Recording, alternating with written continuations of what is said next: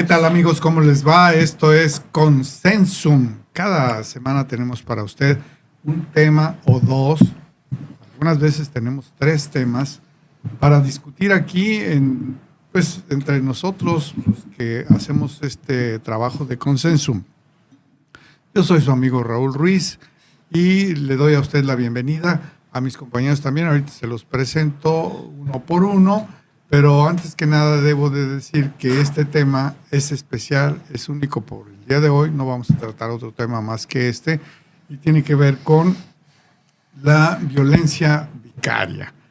Voy a presentar a mis compañeros de mi derecha, que ahora nos honra con su presencia, un personaje que ya habíamos estado compartiendo el micrófono entre David, él y yo, y otro amigo de nombre Adán, y hoy se los vuelvo a presentar. Él es José Luis García, a quien le doy la bienvenida. ¿Cómo estás, José Luis? Muchas gracias, Raúl. Muchas gracias, David y compañeros, por la oportunidad. La situación que se ha presentado en el Congreso pues ha hecho menester que tengamos que estarle dedicando aquí tiempo en redes y tiempo por aquí, y de nuevo reitero la apertura para tratar el tema a la orden como siempre. Y bueno, aquí mismo, antes de cambiar cámara, pues le doy la bienvenida a mi querido amigo y hermano del alma, David. Iba a decir David García, pero no. No, o sea... ¿Es tu segundo apellido? Es ¿verdad? mi segundo. O sea, sí tengo madre, pero también padre. Sí. David Gamboa García. Así es. ¿Qué tal? ¿Cómo están? Muchas gracias por dejarme salir hoy a cuadro. Sí, no. Ibas a estar en la catacumba, pero no. Dijiste, le voy a poner el micrófono a este cachetón y aquí estamos los 5 a cuadro. Por este lado, les voy a presentar a mi gran amigo y compañero Jesús Limón. ¿Qué tal? Buenas tardes a todos. Raúl, muchas gracias. José Luis, un placer. Don David, pues un abrazo. Aquí estamos a la orden, y por supuesto a mi colega y amigo, don Héctor Molinar. Por Y a toda supuesto, la audiencia. Por supuesto que a Héctor Molinar. Hola, tardes. Muy buenas tardes, Raúl. Muchas gracias siempre por estas presentaciones tan bonitas que haces de mi persona. Te lo agradezco mucho. Bienvenido, José Luis. Mucho gusto. Un placer. Mi querido colega Jesús Limón. Gracias. David, buenas tardes. Bien, pues hoy el tema es violencia vicaria y vamos ahora sí que, como dijo Jack el Destripador, vámonos por partes, hay que desmenuzarla paso a paso. Antes que nada le voy a poner a usted mi postura inicial. A reserva de que hablemos qué es la violencia vicaria, yo le quiero decir a usted que yo sí estoy muy ofendido porque en el quehacer jurídico, en el quehacer judicial, los dados están muy cargados hacia el lado femenino. Seguramente aquí habrá algunas voces que digan lo contrario. Tengo 2 compañeros de este lado en la sala que son abogados, pero yo sí siento que, pues no más que sentir, pienso que los dados están cargados para aquel lado, y me da mucho gusto que haya colectivos que ya estén defendiendo la masculinidad, porque para mí ya basta de tanto feminismo que llega al feminacismo. Para lo cual quiero iniciar con la postura, pues no es la postura, sino que nos dé a conocer qué es violencia vicaria a José Luis García, que por cierto, pues es uno de los impulsores de este colectivo que se llama Nuestros Hijos... No más hijos rehenes. Adelante, José Luis. ¿Qué es violencia vicaria? Sí, buena tarde, compañeros. Más que entrar en tecnicismos, que yo creo que aquí los caballeros abogados tienen un mejor desarrollo del tema, les platicamos un poquito. No más hijos rehenes, su fundamento principal es la defensa de los derechos de los niños a la sana convivencia con papá y mamá. Nuestro eslogan, nuestro tema es con papá y mamá es mejor. Entonces, a raíz de ahí, y ya en sinergia con otros colectivos que propiamente atienden el tema de la violencia vicaria, pues entramos en el tema, porque algunos apartados ahí de ese proyecto de ley que en algún momento leímos, pues señalan posibles situaciones de violencia por interpósita persona, donde nuestro Departamento Jurídico Nacional nos indica que en algún momento eso podría dificultar que un papá tratase de buscar la convivencia con sus hijos si esa ley se tipificaba tal cual exclusiva para mujeres. Entonces yo creo que ese punto de debate, ese punto de discusión es lo que surge. ¿Es buena, no es buena? ¿O el único inconveniente es que tenga ese tremendo sesgo de género? Que yo creo que de ahí estamos partiendo nosotros con esta inconformidad. ¿Por qué? Porque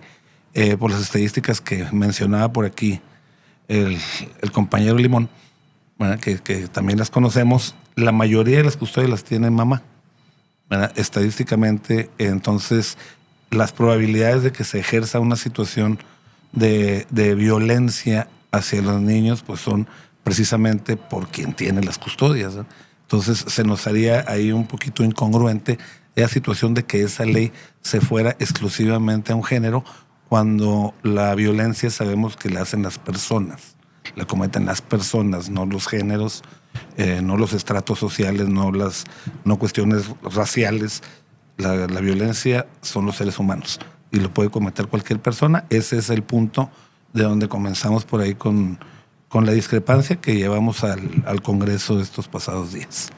¿Quieres dar la definición tú o No, la doy yo? no. Mira, yo traigo la definición. Échale. Es importante que la gente sepa primero qué es violencia vicaria. ¿Correcto? La violencia vicaria, o como la está tipificando el Senado de la República, para incluirla en la ley de acceso a la mujer a una vida libre de violencia, se llama la violencia vicaria, es aquella violencia que se ejerce sobre las hijas e hijos, abuelos maternos, hermanos o familiares y círculos afectivos de una mujer para herirla, afectarla o causarle algún trauma psicológico.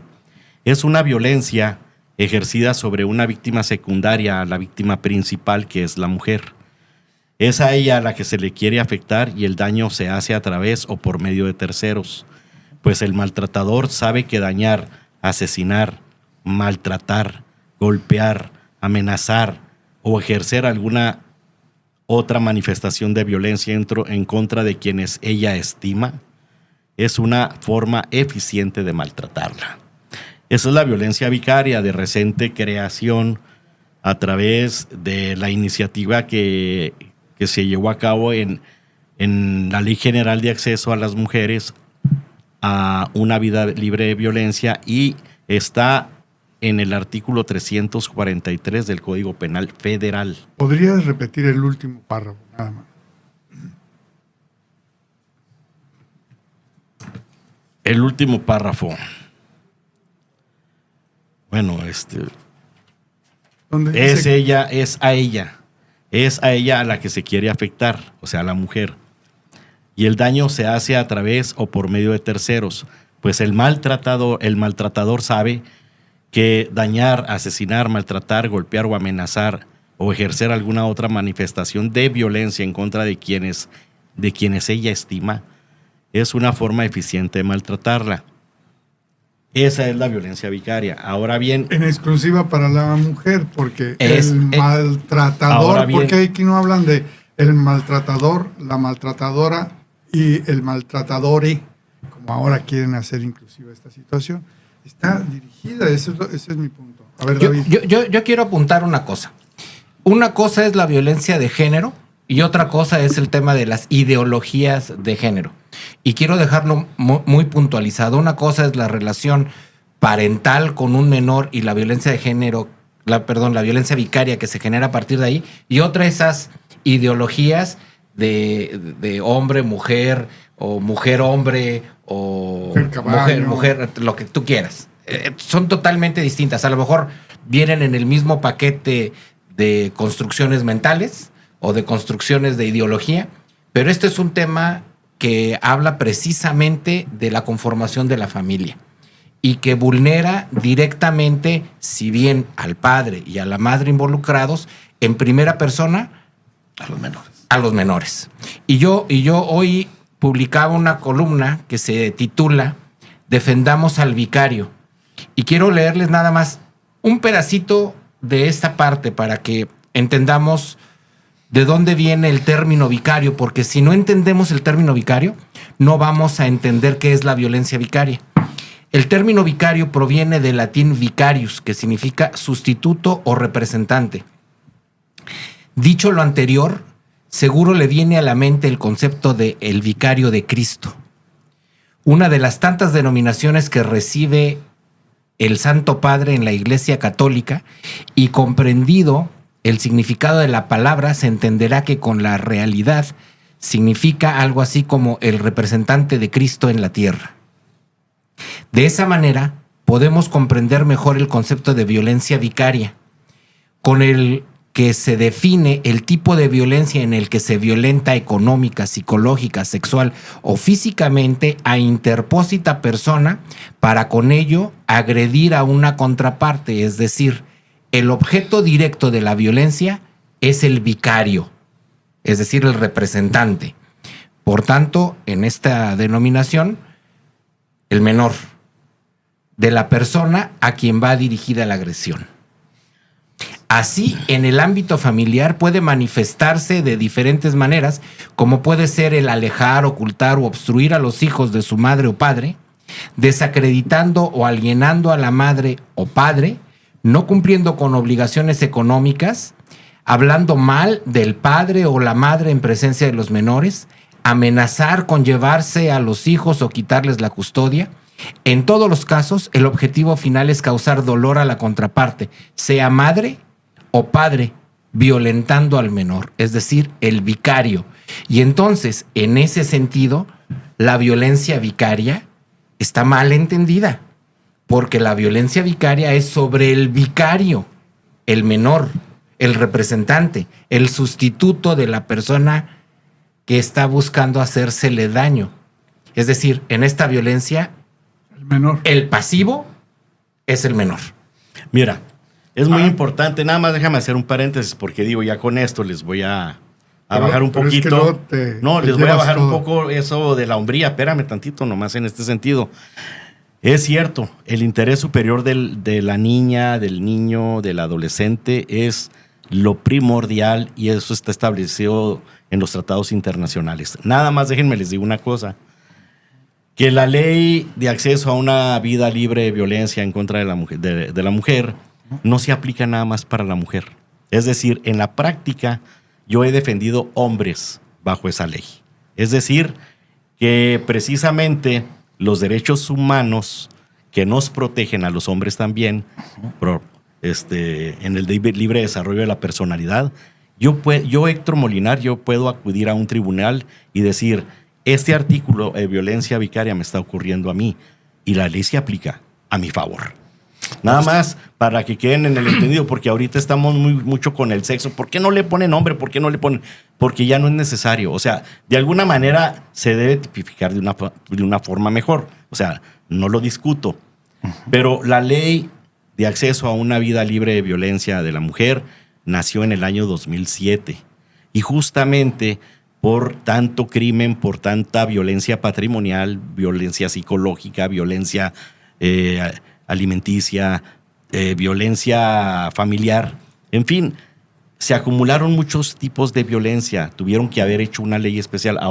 Ahorita por el hecho, nada más para aclarar, por el hecho de que ustedes creen que en el Estado ahorita el Congreso no le entró, pues está la federal, esa sí aplica. O sea, es decir, no creamos que porque el Congreso ahorita ya no le entró a hacerla o a reformar la ley, pues no es necesario. O sea, de todas maneras los abogados la podemos aplicar la federal en cualquier asunto. Entonces yo nada más vamos a ponerle orden aquí al asunto. Como una aclaración. Sí, pero es que acaparas la conversación, y eso es lo malo de esta mesa, ¿no? Bueno, nada más no acaparar.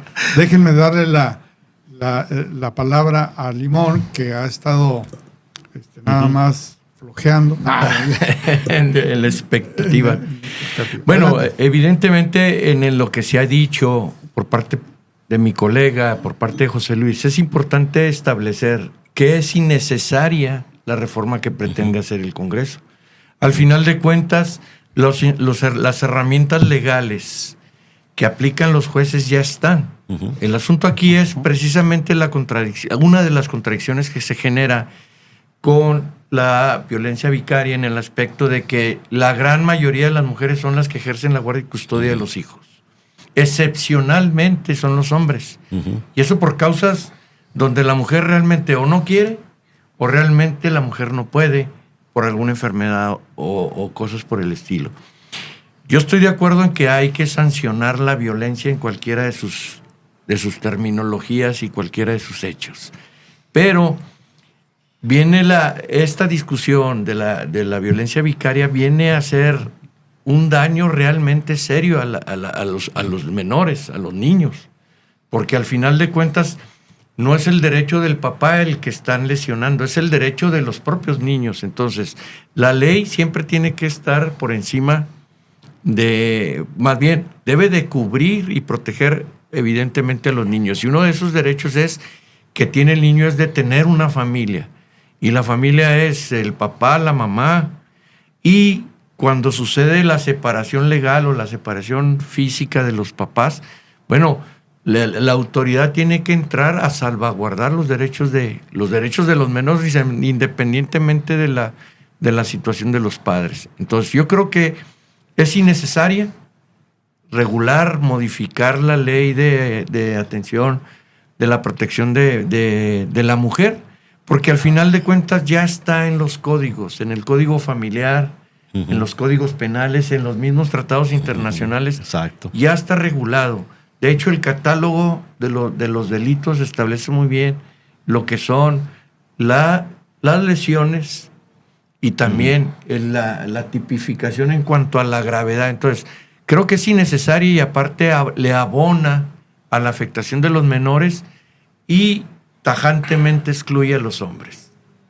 Y no les da ninguna posibilidad, más que ser sujetos a veces a una determinación de algún juzgado en donde afecta por encima de ellos a sus hijos.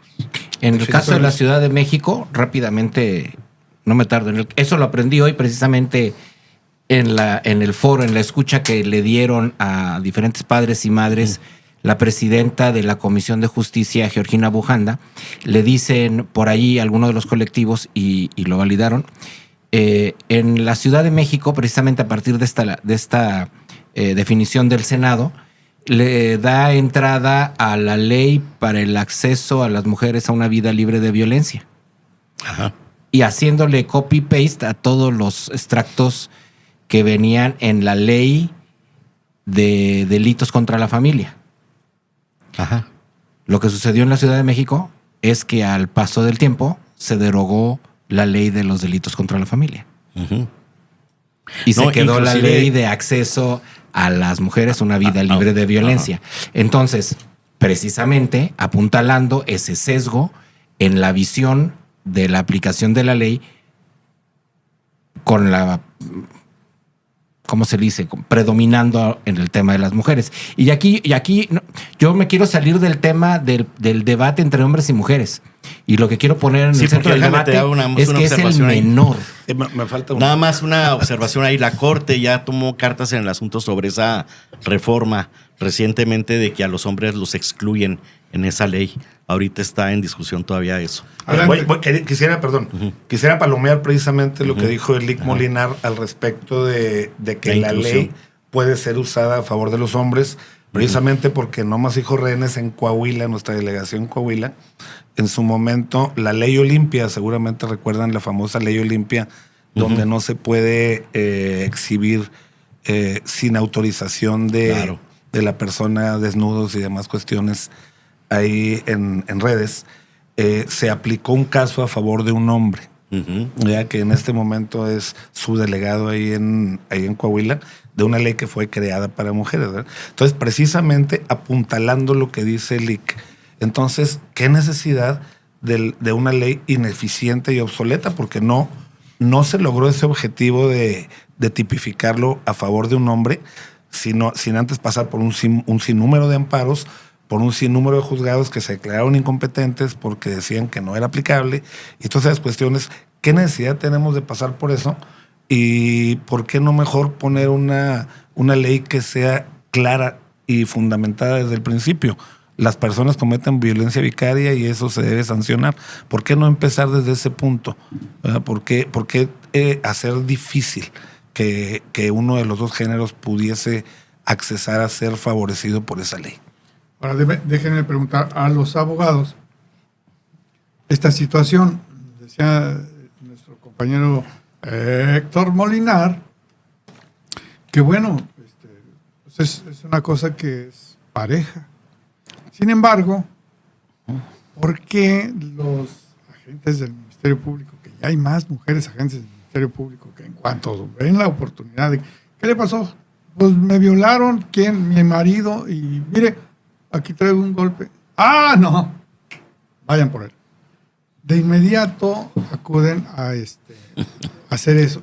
Y un hombre, decíamos, fuera de cámaras, no anda denunciando, ¿verdad? No anda haciendo eso. ¿Por qué en estas circunstancias los funcionarios de los juzgados y de las agencias del Ministerio Público hacen esa carga de los dados hacia ese momento? Y decía Héctor fuera de cámara, es que no es cierto, no es que rápidamente lo vayan por él y vaya a dar a la cárcel. Pues sí, yo tengo esos datos de que sí, y no es necesario que pruebe nada a la mujer, nomás con que diga ante la Fiscalía Especializada para las Mujeres que le pegó, aunque ella se haya golpeado, que son muchos los casos y lo sabemos, o que la violó, me violó, punto. Sin demostrar nada aún, de inmediato, la ley se le cuelga a su favor. No es cierto. A ver, échale. No es cierto, Raúl, por esto, porque actualmente todo ese tipo de cuestiones se han ido trabajando de tal manera que precisamente la mujer dio ahora, precisamente por la actitud de la mujer, la conducta de la mujer, lesiva muchas veces en contra de hombres inocentes, fue que se ha detenido ese proceso así de esa manera.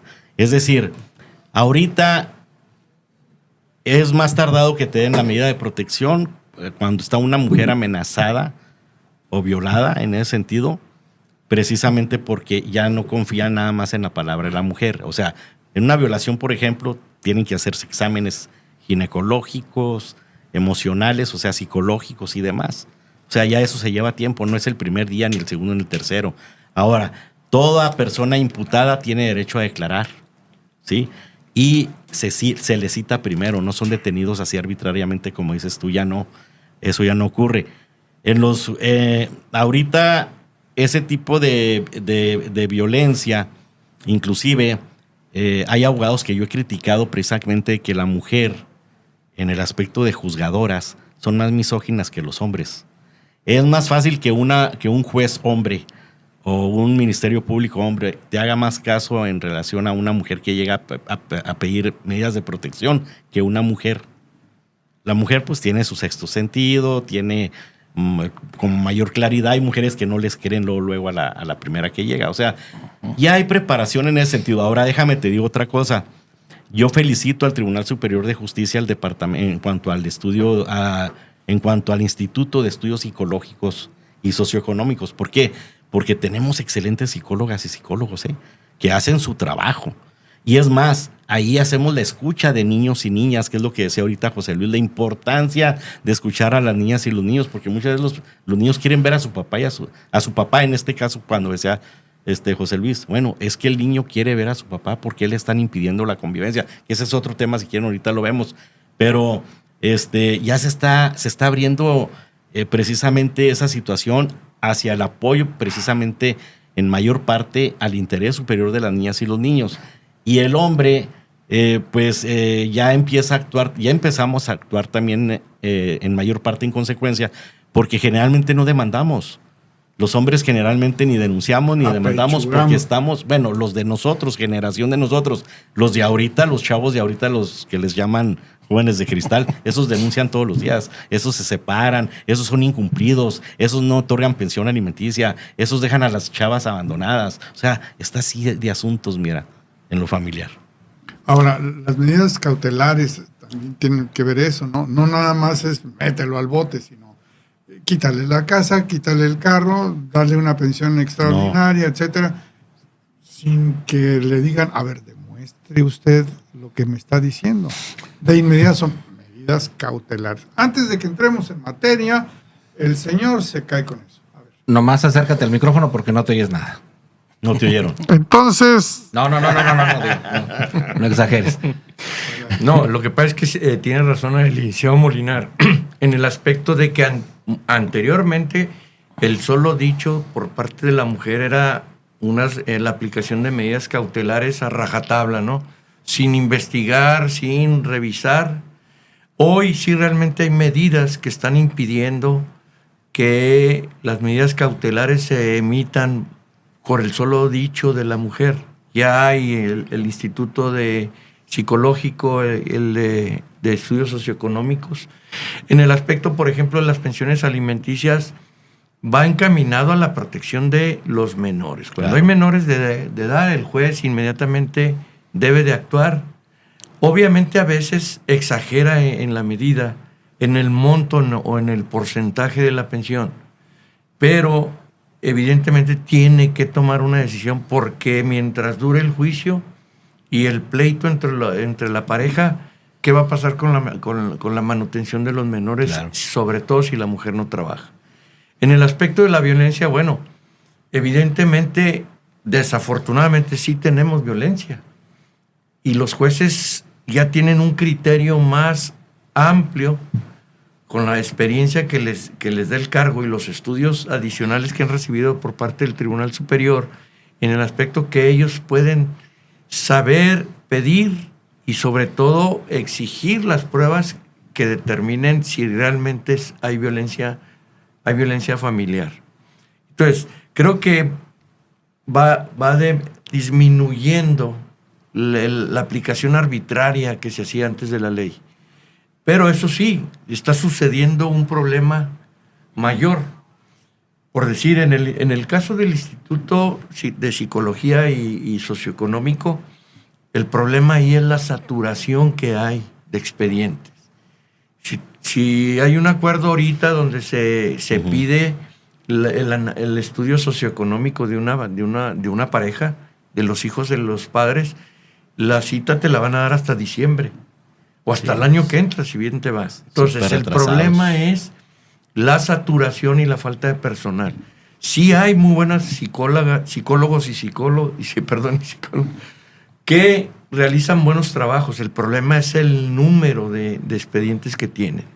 Y un dato muy importante, antes los jueces no se atrevían a llamar a comparecer a los menores. Hoy sí lo hacen. Y entonces, eso es una pieza fundamental. Porque dicen que los niños y los niños mayores con poquito dicen la verdad. Pero eso es muy efectivo porque al final de cuentas los hijos van a determinar quién está mintiendo. Exacto. Si me permite, coincido con ustedes, definitivamente esto ha venido mejorando, pero muy a cuentagotas. Y en lo que sí no puedo conseguir aquí con el Lic Molinar es que no suceden casos como el que usted comenta. En el último podcast que tuvimos, al final pusiste el video del caso de nuestro vicepresidente en el estado de César Cervantes, donde estuvo 3 meses en la cárcel por una falsa denuncia. Desde la primera persona le puedo decir que tenemos un acercamiento con el SECOFAM, con el Centro de Convivencia, que está ligado al Departamento de Estudios Socioeconómicos y Psicológicos. Es el personal mismo, básicamente. A tan buena recepción nos dieron que citaron al personal del psicológico, al SECOFAM, para que les diéramos una conversación a ellos. Y tenemos que decirles que esta nueva administración, todo nuestro respeto, porque se han dirigido de una manera excelente, han tenido exámenes imparciales, tanto si benefician a hombre como a mujer. Tenemos casos como el de Adán, que estuvo aquí en el estudio también, donde él tiene la custodia. La señora es la que debería estar yendo al SECOFAM a ver a sus hijas, no va porque no quiere ir, y cuestiones de esa índole, ¿no?, que se están dando. Pero sí es una cuestión de esta administración, porque los anteriores que estaban a cargo del SECOFAM, pero unos copy-paste que nos encontrábamos ahí, donde hasta otro nombre venía en su redacción. Aquí en Ciudad Juárez. Sí, aquí en Ciudad Juárez. ¿Verdad? Es que... A mí me tocó tener hasta nombres equivocados en sus reportes, que eran a leguas un copy-paste de otros 10 reportes que habían hecho de otras convivencias, y era una cuestión que sí afectaba. Y sí existió, y no estoy seguro que se haya erradicado. Otra agradable experiencia que tuvimos fue con la jueza Patricia Martínez. Excelente. Excelente ser humano. Ella hasta puso guardería en su juzgado. Precisamente para la escucha de menor, en lugar de una silla de los acusados, que parecía silla eléctrica como es en otros lados, puso juguetes y puso... Hay una cuestión como muy una interesante. Así con juguetitos y todo. Sí, excelente ser humano, aparte de excelente servidora pública, y nos concientizó en ciertas cosas. De origen, mucha gente está peleada con el Secofam y dice, eso no es convivir con mis hijos y cuestiones. Y nos dice, a ver, yo como jueza Patricia Martínez, viene alguien y me dice, este hombre es violentador, le pega a mis hijos, sucede esto, sucede aquello. Yo tengo que asegurarme que este niño va a estar bien. ¿Cuál es mi manera de hacerlo? Inmediatamente lo mando a una convivencia supervisada. Exacto. Para que verifiquemos si efectivamente sucede eso. Eso es bueno hasta para ustedes. Claro. Estoy de acuerdo. Totalmente estoy de acuerdo, siempre y cuando eso sea rápido. Porque también el centro de convivencia sí actúa, digamos... Yo creo que relativamente rápido, porque luego te da una cita, aunque sea un día, para que vaya. Sí, pero el problema a veces viene desde los juzgados, que a veces no sale. No, el problema es que los juzgados son muy retrasados, los juzgados sí. Por una cosa y por otra, y también el asunto de la escucha de menor suena en el papel excelente, vamos a oír qué dice el niño, pero sabemos perfectamente que a veces los niños son manipulados por quien esté a cargo. Olvidémonos del asunto del género. Por quien los tenga en casa, los manipula y de repente se dan las sorpresas. Y se los digo en primera persona, que un muchacho que te acaba de decir que se quiere ir a vivir contigo, de repente llegas y no lo quiero ver porque le tengo miedo y pum, pum, pum. Afortunadamente esos psicólogos que están en la escucha de menor, hoy, el día de hoy, saben puedo decir que lo están haciendo, pero antes también lo sabían. Esto no es nuevo. Y atreverse es la cuestión. A veces esos protocolos y esas presiones de radicalismos de género son las que hacen que la gente no se quiera meter en problemas. ¿Qué estamos haciendo nosotros? Dar ese balance. Porque yo creo que deberíamos de estar todos en la misma sintonía, y en lugar de estarnos peleando hombres contra mujeres por cuestiones, deberíamos decirle todos al gobierno, a ver, oye, los juzgados están lentos, queremos que esto fluya más rápidamente. A ver, gobierno, el presupuesto de esto que está pasando, pero todos. Entonces, si estamos divididos y si lo último que nos interesa aquí a todos es el interés superior del menor, esto no lleva a ningún lado. Divide y vencerás, pero aquí ¿quién puede vencer? Bueno, pero también tenemos otra alternativa. El Instituto de Justicia Alternativa, también de reciente creación, que es la cuestión de mediación, también está funcionando al 100% muy bien. ¿Por qué? Porque familias que no tienen graves conflictos se pueden arreglar muy bien. Ahorita estamos hablando de que al tribunal van los conflictos donde hay agresiones físicas, verbales, insultos, cuestiones ya donde se manejan de que durante años, pues sí, nos mentamos la mamá y hablamos mal delante de los hijos y nos decimos mil cosas y todo, pero resulta que yo no me había atrevido a demandar, sino que fue ahora él o fue ella o cosas por el estilo. Entonces, el Instituto de Justicia Alternativa es otra manera en ir desahogando juicios de carácter familiar, y ha venido funcionando bastante bien. Aquí lo que hay que dejar claro es que efectivamente las niñas y los niños, y digo, me expreso de esa manera ya también porque dentro de la justicia de paz nos están diciendo que es mejor inclusive ante los juzgados y todo ya ir utilizando la palabra adecuada, la niña y el niño, o el adolescente, no el menor ni la menor, porque como que le quita también la sensibilidad que debe tener de carácter familiar. Entonces nos expresamos como niñas y niños, ¿verdad? Y de alguna manera la escucha del menor ya se guarda en secrecía. El papá ni la mamá sabe, ni los abogados que intervenimos en el asunto, ya no nos dan el exceso de lo que dijo el menor. Digo, la niña o el niño, ya no nos dan chance. O sea, antes podíamos solicitar la transcripción, pero nos dicen no. Porque se queda en el secreto del juzgado, porque únicamente la escucha del menor es con los jueces, con el juez o la jueza, con el psicólogo o psicóloga, la niña o el niño. Se lleva a cabo, el psicólogo da su opinión, el juez se la reserva y todo, al niño o a la niña, gracias por venir, mi amor, y todo se va, y entonces nosotros nos quedamos a lo que ya en sentencia diga, porque es cuando se entera uno de lo que de alguna manera pues más o menos por dónde fue la cuestión, porque hay niños que también pueden decirle a su mamá, por ejemplo, ay mamá, yo no me quiero ir de ti, te amo, te adoro y todo, pero que sí quieren vivir con el papá, por ejemplo. Entonces, ¿cuándo lo van a saber? Cuando están solitos y que les dan la confianza de que puedan hablar. Sí, y de hecho, yo creo que ustedes lo saben mejor que su servidor, yo no soy abogado, pero la ley dice claramente que la escucha del menor es exclusivamente un referente. Ya precisamente por todas esas posibles variables de influencia de un adulto, claro, de esto, entonces no debería ser la escucha de menor un determinante. Por eso hay un ministerio público ahí para que si realmente hay una causa que encienda un foco rojo, entonces sí hacer una intervención. Bueno, pero realmente en la ley así está estipulado que es solamente un referente por el derecho de los menores a ser escuchados, pero no debe ser determinante para tomar una decisión. Y así lo dice. Es que hay que distinguir una cosa, Raúl, también tú. Hay que distinguir una cosa. Él cuando habla del Ministerio Público ya se está refiriendo a lo penal. Aquí hay dos instancias, espérame. Dejar claro que, por ejemplo, el Centro de Convivencia Familiar, estamos hablando de tribunales de carácter familiar que no son penales. Son asuntos de carácter familiar. Sí, solamente que hay un ministerio público presente. Cuando estamos hablando, sí, pero yo ahorita sí, porque también los familiares entra el Ministerio Público. Claro, pero hay que hacer la distinción. Por ejemplo, el Centro de Convivencia Familiar está adscrito a los tribunales familiares. Y las cuestiones ya de carácter penal, pues están en los juzgados penales, que es también donde se lleva a cabo lo de la violencia familiar, nada más para aclarar. Jesús. Sí, a mí me gustaría señalar de que la pretendida reforma que está ahorita en el Congreso de incluir la violencia vicaria, bueno, es innecesaria, ¿no? Es innecesaria y aparte es peligrosa, atenta contra lo que yo señalaba, contra los niñas y los niños. Pero también es importante lo que dijo José Luis, el aspecto técnico de las estructuras de gobierno.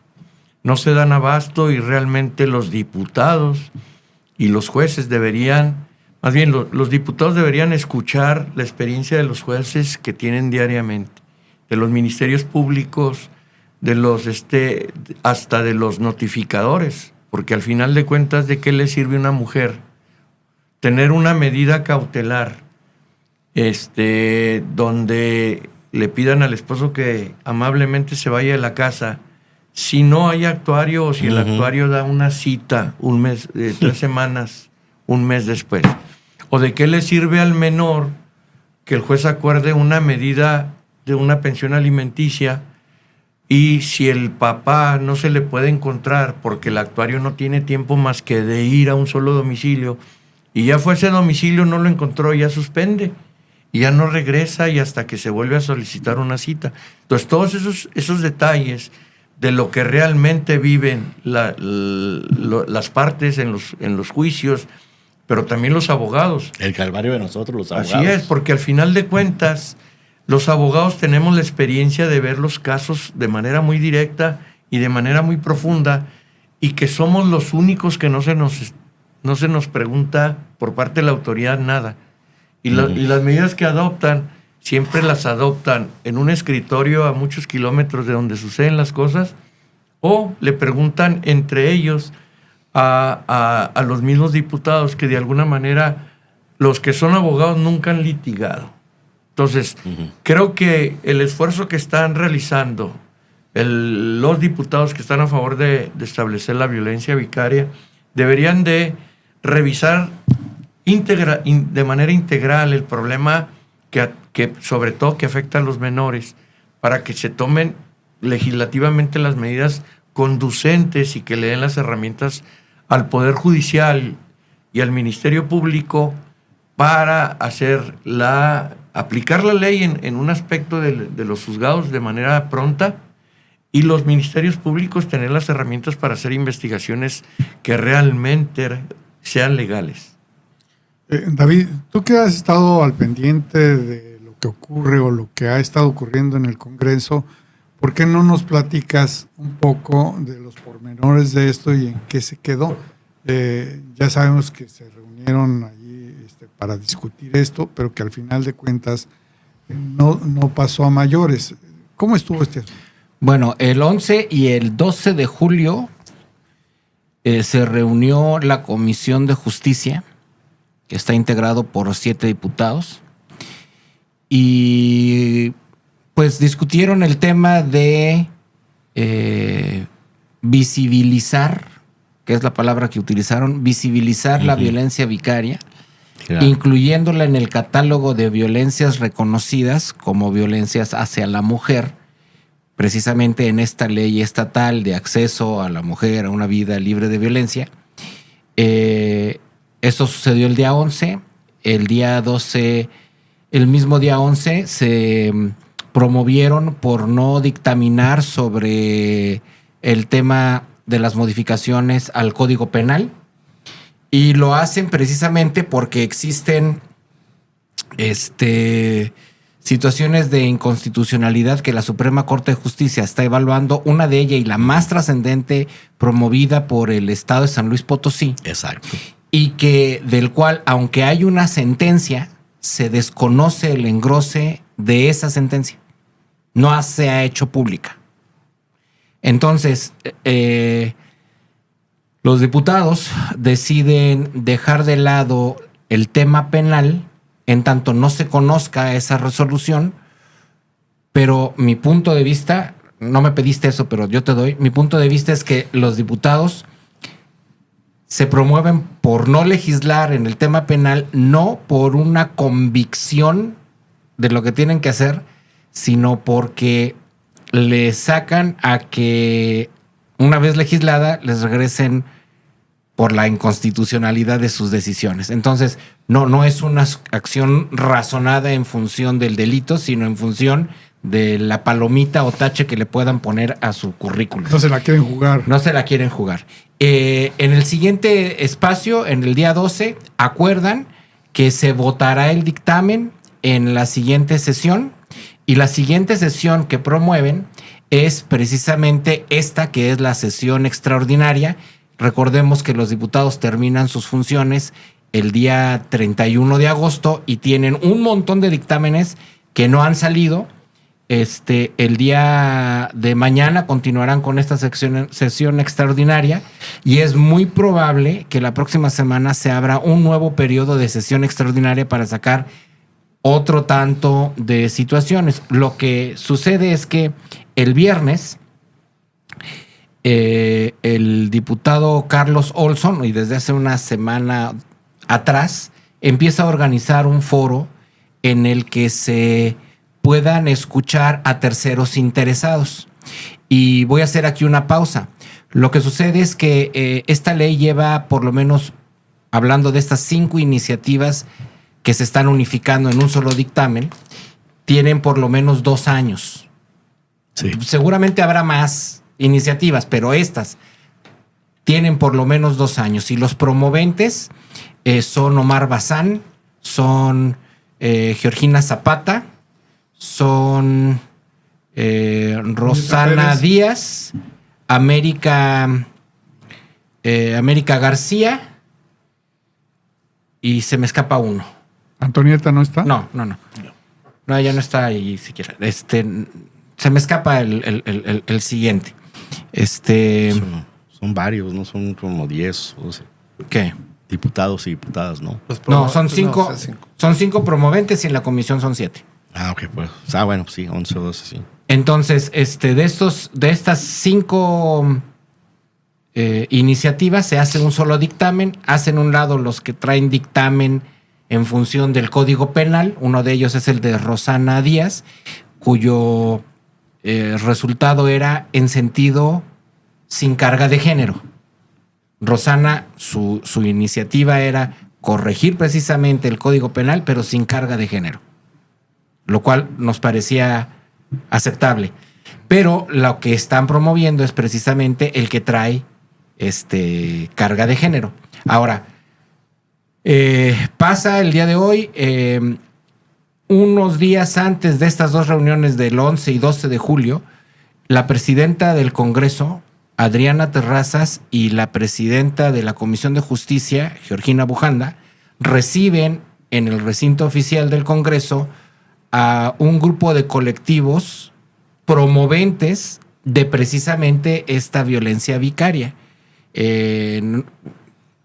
Los reciben y a partir de ahí empieza la prisa por sacar estas leyes. Entonces, o esta modificación a la ley, porque no es una ley vicaria, es una modificación para visibilizar la violencia vicaria.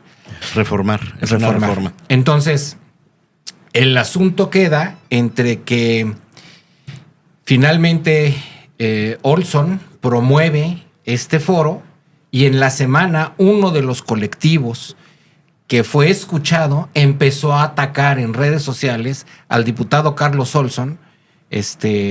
No voy a repetir lo que le dijeron, pero evidentemente molestas porque empezó a visibilizar otras voces y entre esas otras voces, las voces de los compañeros que se hicieron presentes de No Más Hijos Rehenes y otros colectivos.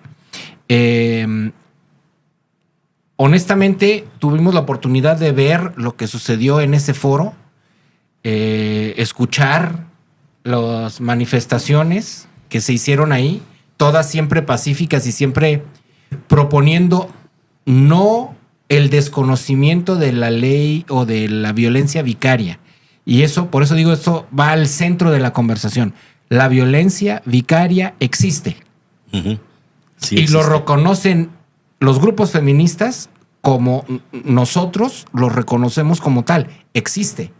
El tema es que desde nuestra perspectiva y desde la perspectiva de varios otros colectivos, quien debe estar al centro de toda esta discusión no es el papá y la mamá, porque como ustedes abogados bien apuntan, para eso existe ya legislado los temas de la familia, sino el menor, el vicario, el que está siendo utilizado como arma de uno contra otro. Y esas fueron las exposiciones que se hicieron con casos puntuales que se manifestaron ahí, con situaciones puntuales que se manifestaron ahí.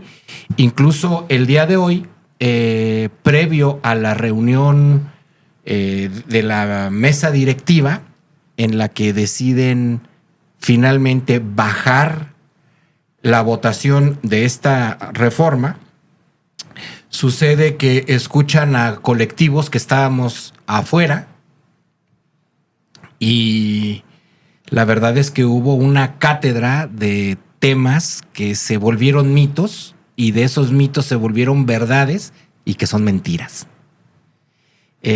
Fue muy interesante escuchar a gente que decía, bueno, la ley se está pretendiendo fundada en los reconocimientos de una psicóloga de nombre Baccaro, argentina, pero resulta que todo esto es un plagio, se encuentra y empezó toda la historia. Hablan también del caso de un psicólogo que también promueve desde la Argentina este tipo de leyes y resulta que este cuate fue un pederasta que estuvo convicto y que utilizaba a los familiares para hacerse de los niños. Y abusar de ellos. Y abusar de ellos y hacer imágenes impropias de ellos. No podemos decir eso en redes. Entonces, es un tema muy controversial que las raíces en las que están fundadas están muy podridas. Ese es uno de los temas. Ahora, eso no quita del foco que la violencia exista y que la regulación alrededor de ella debe de estar. Y por eso reitero, nadie está en contra de que se legisle, sino que se legisle adecuadamente y teniendo, yo reitero con este tema, es al vicario en el centro. Por eso es ley vicaria o por eso es violencia vicaria, porque hay un vicario y ese es precisamente el que está recibiendo toda la violencia. Hasta la vida incluso puede perder. Claro. Les voy a pedir ahora una conclusión a cada uno de ustedes para que podamos cerrar bien este capítulo de la violencia vicaria. Comienzo contigo. Correcto. Retomando nada más un poco lo que decían aquí nuestros compañeros abogados, estamos de acuerdo ahí precisamente con que la saturación de los juzgados por miles de casos que pudiesen solventarse vía la justicia alternativa. Para la gente que no conoce es imprescindible, la precisión. ¿Verdad? Hay un instituto de justicia alternativa donde con expertos en psicología y en leyes usted puede sentarse con su contraparte y tratar de llegar a un acuerdo para evitarse los engorrosos asuntos de un juicio.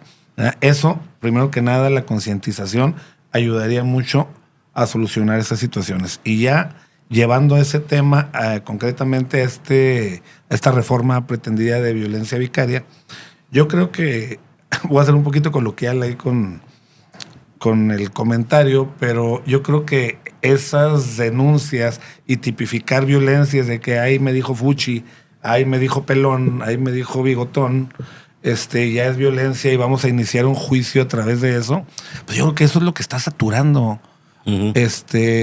cuestiones. Entonces, llegar con nuevas violencias que ya están tipificadas, yo creo que debe ser penado como lo es el violentar a un menor, a niños y niñas, como dicen ustedes la aplicación correcta de la palabra, ya está tipificado. Debe ejercerse con eficiencia. ¿Cómo ejercemos eso con eficiencia? Pues no saturando de tonterías los juzgados, perdón, ¿eh? Pero si yo, es que me dijo que mi mamá está pasada de peso, voy a poner una denuncia y le hacemos caso a eso y le dedicamos un expediente de tantas hojas y nos vamos a un amparo a raíz de eso, yo creo que eso ya es de conciencia más que de otras cuestiones, ¿no? Entonces, todas estas innecesarias, coincido con ustedes, innecesarias reformas, yo creo que pudiesen bien ser sustituidas por un adecuado ejercicio de lo que ya está, poniendo el supremo interés del menor, que ya se llama así, no tenemos que cambiarle nada, no tenemos que agregarle nada, ya existe, protegiendo sus derechos, que son primero, y de ahí en adelante los adultos que sabemos cuidarnos un poquito más, pues ya defender los nuestros, pero los niños primero. Yo creo que con eso nos vamos. Bien, yo quisiera señalar puntualmente que creo que a través de los expertos deberían de considerar, dejar muy claro el derecho de la convivencia, que no tiene nada que ver el papá ni la mamá, que es exclusivamente de los menores. El derecho a tener una familia exclusivamente de los menores. Y creo que este tipo de iniciativas, lo único que hacen, además de gastar dinero que no se tiene, es desviar la atención a lo realmente importante. Creo que sí, el Congreso del Estado debe de voltear a ver a los juzgados y también tenderles una mano, porque pobres juzgados realmente están saturados. Los jueces tienen poco personal en el cual poder establecer ahí la solución rápida de los asuntos. Y el problema aquí, que con eso no se combate realmente la violencia de los menores. Vuelvo a repetir, ¿de qué le sirve tener una resolución a una persona, una orden de aprehensión, si no se ejecuta? Si no hay mecanismos de localización de las personas presuntos responsables o de las personas titulares de una obligación. Entonces, creo que deben de ir más allá, de ir a revisar exactamente nuestro marco legal y ver las inconsistencias que tiene, porque al final de cuentas no se requiere una investigación muy prolongada. Se requiere platicar con las personas que están diariamente aplicando la ley. Héctor Molina, tu conclusión. Sí, Raúl,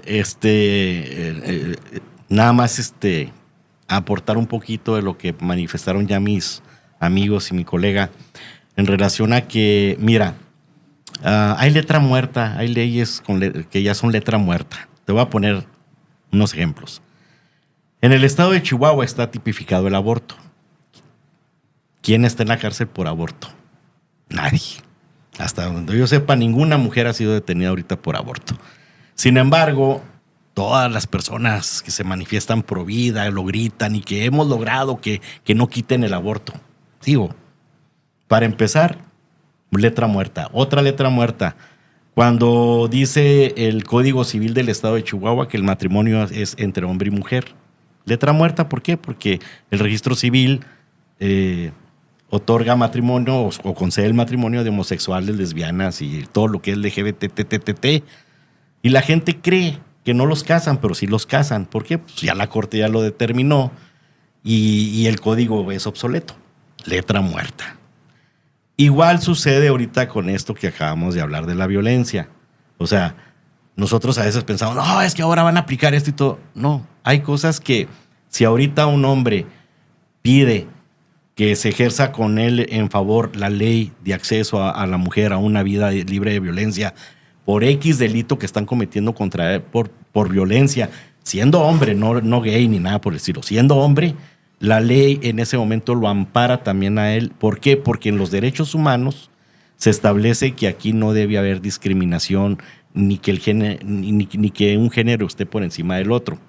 Sí hay ahorita mayor apoyo a la mujer. ¿Por qué? Pues porque estamos viendo los resultados precisamente de un país compulsivo y con muchos problemas en contra de la mujer, de daños, de violencia. Y lo termino manifestando lo siguiente, lo que dijo ahorita David.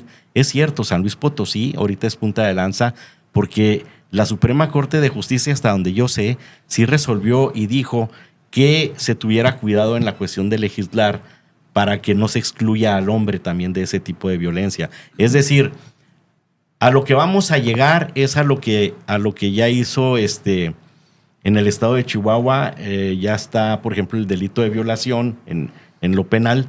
Dice, toda persona que sea ultrajada o abusada sexualmente en contra de su consentimiento, dice toda persona. Ya no dice la mujer como era antes. Puede ser niño, niña, hombre, mujer, gay, lesbiana, lo que sea. ¿Sí? Y ahorita ante este tipo de problemas que tenemos, porque pues digo, es un problema ahorita, están saliendo más de 300 personas que se definen de una manera diferente.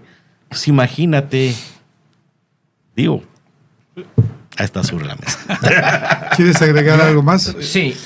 En el Secofam de Chihuahua, datos que retomamos el día de hoy, el 70% de los usuarios que asisten a convivir con sus hijos son hombres. Lo que a su juicio demuestra que la ley debería enfocarse en apoyar a padres varones que enfrentan los obstáculos para mantener relaciones con sus hijos. Otro de los temas o de los datos es que más del 90% de los vinculados a procesos son hombres. Más del 85% de las guardas y custodias las tienen las madres. Y el resto, el 25%, no lo tienen los padres. Se divide entre abuelos, tíos, terceras instituciones como el DIF y los padres. Pues que aquí hay un concepto que se llama maternidad. Y también no nos podemos hacer a un lado como para manifestar que los hombres estamos muy capacitados. Digo, no lo dudo, pero tenemos ya por esencia, por naturaleza, digo, de que la mujer es más allegada con su hijo, o sea, para la guardia y custodia en un momento determinado. Hay otro dato a mí me parece... En un momento determinado, espérame. Porque el centro de convivencia familiar, lo que te faltó decir ahí, y estaría bueno que lo investigaras, digo, yo no lo sé, pero estaría bueno que lo investigaras, porque yo sí he tenido asuntos de carácter familiar, donde van los niños, porque los tienen que llevar, la mamá los lleva y ahí los deja, porque los psicólogos en ese momento los toman, y llega el papá y los niños dicen, es que no quiero. Dicen, aquí está tu papi, ¿lo quieres ver? No, no quiero. O llegan con regalos y todo, no quiero. Y está el regalo, no quiero. Y no quiero. Y ahorita el no quiero es precisamente lo que se está buscando de apoyar a la niñez en ese sentido. No se les puede obligar a lo que no quieren. Y espérame, lo he visto, no me lo han platicado. Entonces, también hay que ver que muchas veces nos inclinamos ante situaciones. Mira, no hay que victimizarlos, ni también, así como estamos viendo de la mujer defectos de carácter o lo que tú quieras, no podemos generalizar porque para mí todavía la violencia contra la mujer está persistente, está grave y sí debemos de ser más sensibles en ese aspecto porque generalmente el hombre no tiene el tiempo ni la suficiente cuestión ya de naturaleza, como para hacerse cargo de un niño cuando se enferma en la noche, por ejemplo. Es más hábil la mujer en ese sentido. Hay una cuestión ahí muy importante. Por decir, no estoy hablando... Me estoy hablando en general. me parece que estás hablando de un estereotipo que no aplica. Pero Sí, lo respeto. en el centro de convivencia, nada más para puntualizar, es fundamental que los psicólogos que están como apoyo ahí Sí. promuevan la revinculación en esos casos. Claro, ¿Por claro. qué? Porque hay una estadística que en este momento quisiera tener aquí, pero les prometo próximamente tenerla. ¿Verdad? El factor padre, concretamente padre ahora sí, es determinante para el comportamiento de los hijos en base a estadísticas que se han hecho en centros penitenciarios, que se han hecho en esas cuestiones donde la ausencia de padre, no de madre, ¿verdad? Ha sido un factor determinante en ese caso, ¿verdad? Así como mamá, estoy de acuerdo que tiene ciertas facultades tendientes a una función de atención, de mimo, de esa índole. El papá es el que muestra el mundo al niño, el que muestra el cómo seguir una regla, disciplina y otras cuestiones que no son más inherentes, si estamos Claro. de acuerdo, ¿verdad? Lo cual no nos Totalmente. hace ni menos ni No, más no, claro que no. importantes en la vida de un niño, y eso es lo que privilegiamos. La violencia hacia la mujer persiste, estoy de acuerdo, pero no viene mayormente de sus parejas, viene del crimen, viene de criminales. Me Viene voy de- a Y los permitir papás hacer un hacemos mucha corte, falta, los papás hacemos mucha falta en la familia. porque esta charla puede ser eterna, porque es un tema que verdaderamente es muy profundo, que difícilmente lo vamos a poder focalizar en un solo programa. Y yo quisiera dar por terminado el show de esta tarde y pues invitarlos para que próximamente hagamos un segundo programa de esto y podamos expresar otras cosas y no ser reiterativos en esto. ¿Les parece bien? Muy bien. Excelentemente. Amigos, yo les ofrezco que la próxima semana tengamos para usted un par de temas más diferentes, sobre todo encausados al aspecto que nos contrae, que es la política sobre todo, y agradecerles a ustedes el favor de su atención. Muchas gracias.